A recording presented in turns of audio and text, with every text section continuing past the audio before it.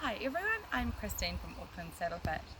Seeing as we're stuck in lockdown, I thought we'd do another video today to talk about saddle blankets and half pads. Now there are a huge amount on the market, they all vary in different styles and colours, and if you're anything like me, it's really hard to choose what you want to purchase next.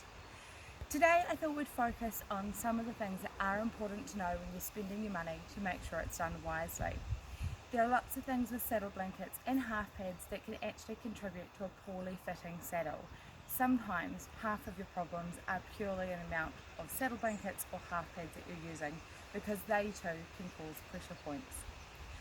So with our saddle blankets on the market, we have got our synthetic types, we've got sheepskin, we've got cotton, polyesters. It doesn't matter what you choose, the main thing is to have a look at what other features your saddle blanket comes with. So a lot of the ones that are on the market today have got some kind of binding. Now this saddle blanket has a nice example because we don't have any binding underneath the girth area. If you're going to choose something which is really pretty with a bit of cord or piping, or you're choosing something with some pretty type of binding, the important thing is to make sure that it does not go down underneath the girth where it can cause a pressure point. Other things to consider as well are your types of tags. So the older fashioned saddle blankets have got attachments up the top, sticks through the back, which can lead to pressure points. What we tend to see a lot of saddle blankets with these days to help protect against those are some little upper D tags. When we're looking at our saddle blanket in regards to basic fit, we've got a couple of different shaping options available now as well. We've got the older style square or straight cut ones, which are fine if you've got a wider barrel shaped horse or a horse that doesn't have a wither. We've got a couple with some medium shaping, and then we have our high withered style. So these are really important if you've got a horse with a wither, because what we want to do is allow that contour of that saddle blanket to match your horse's back. Some of the things that we see when we are talking about our sheepskin half pads or our sheepskin saddle blankets are the rolled edge. Now what we find is that where these rolled edges sit, it's really important that they're not underneath the panel of the saddle. To have a correctly fitting saddle blanket, what we are after is one that allows us to have a little bit of space all around the saddle. So we want to make sure we've got space at the front and space at the back where the saddle isn't sitting on any pressure points. With our rolled edge sheepskin, what we can find is that the seam here actually causes quite a bit of pressure if you're feeling through the back of it. And if our saddle is too small, for example just using this tree, it's going to add pressure at the front and the back because we cannot get our panel inside the sheepskin where we want it to be. The same applies for pads as well. If we have got a pad with some kind of beautiful sheepskin lining around the edge or any kind of synthetic fluffy, you want to make sure that your saddle blanket and half pad both have enough space on the front and on the back so they don't cause problems.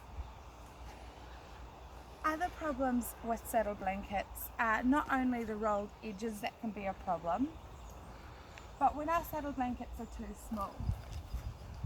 Now this is my slightly bored assistant, Tricky. He's a lovely pony club pony, so please excuse the fact that I'm doing this from the incorrect side. If we have a saddle blanket which is too small, then we don't have the clearance around the front and back of the saddle blanket.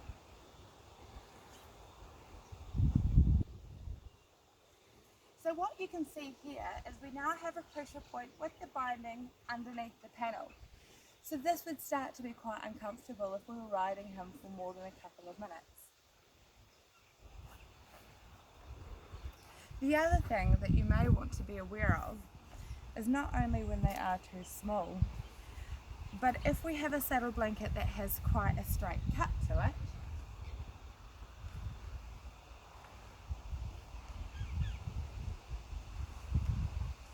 you can see here that it doesn't sit nicely down against his wither and follow that contoured shape.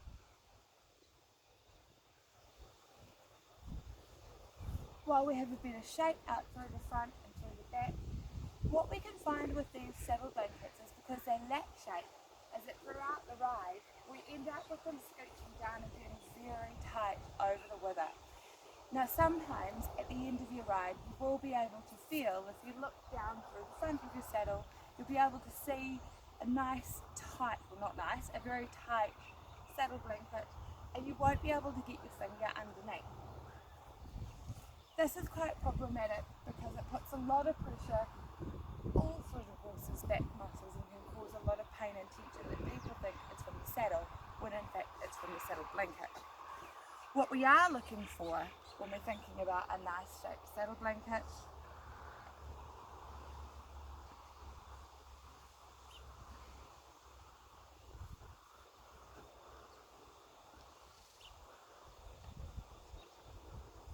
is again to have one plenty of room front and back, lots of area and clearance up through the wither, up through the whole channel line here. And of course we don't have anything through the front, so we can girth it up nicely as well. There's no pressure points. Our tag is well clear of being underneath the panel and can stick into the D. So saddle blankets, does not matter what your brand is, just need to be aware that they can cause pressure points. So I hope that gives you something to think about. When we are talking about our half pads, it is the same principle. What you want to make sure is that if you have your half pad, that is also shaped suitably for your horse, or it is long enough to fit underneath your saddle and not cause pressure points. Our shim pads are the same thing, but shim pads just refer to one that has some kind of movable pockets that allows us to customise and help with our horses changing shape. One of the things that we do find with half pads is that they obviously have a little bit of a variation between our shim pads. The depth of the pockets can be quite different.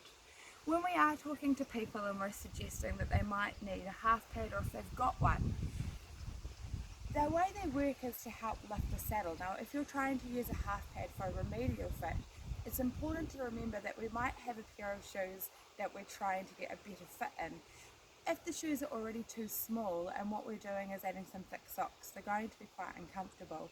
So if you are adding a half pad or you want to add some shim pads in, make sure you're discussing this with your saddle fitter.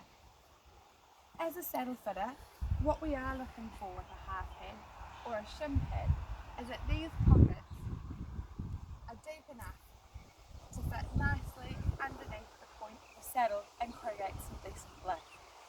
If it's too short, then we'll find that all we're doing is making the saddle tighter.